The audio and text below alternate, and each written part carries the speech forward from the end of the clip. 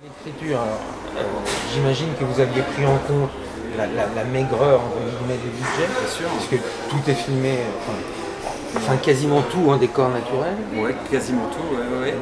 Donc j'imagine que ça réduit les coûts. Vous aviez pensé à tout ça en écrivant l'histoire ou pas du tout? Oui, en fait, on est toujours tenté à un moment donné où on est bloqué de se dire on s'en fout du budget, mais c'est pas vrai. C'est-à-dire que non, c'est le côté les fougères bougent, si on le sait, c'est-à-dire qu'on n'aurait jamais écrit une attaque avec plein de bêtes si on ne savait pas qu'on pouvait jouer avec le décor.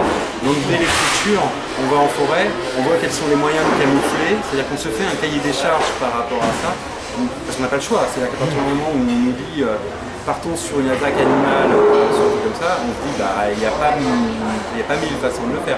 Après je dis pas qu'on a trouvé des choses originales, mais on a trouvé en tout cas des choses de jouer avec, alors il y a de la forêt là, donc, de jouer sur un décor le maximum possible, c'est-à-dire que vraiment de jouer là-dessus dans les limites d'un budget excessivement serré, mais on le savait dès le départ, je m'en plains pas, c'est-à-dire c'est excessivement serré, et de jouer en se disant, même de jouer ça sur la grammaire cinématographique, aussi bien la grammaire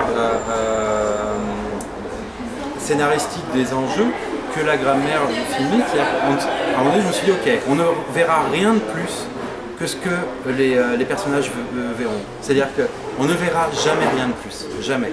Donc, et de jouer dans les scènes d'action, des choses comme ça, je pense à la fin, un cabanon, voiture, des choses comme ça, de jouer en se disant, il y a toujours un cache dans le cadre, qui est une portière, une porte, un truc, et de jouer ça. Alors, c'est toujours flippant parce que quand on fait ça, on se dit, oui, on verra au son ça.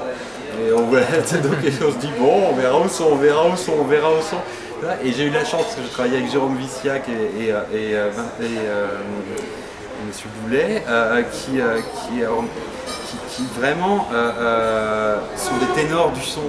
Et d'un seul coup, t'apportent des solutions en cherchant, parce que donc j'ai eu de la chance par rapport à ça. Et donc moi je trouve que le son est phénoménal dedans.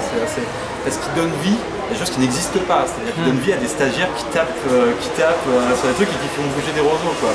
Après on peut me le reprocher ça. On peut me dire, quitte à faire un truc animal, la version animale, t'aurais dû penser. Enfin voilà, mais en même temps, ça correspond au caractère ludique de la mise en scène, c'est-à-dire que d'un seul coup, tu n'es pas un illustrateur qui va montrer sanglier, champ contre champ, qui va attaquer, un truc comme ça, mais tu vas jouer avec des choses, ça te pousse à rechercher, c'est plus intéressant pour moi. J'avais une question.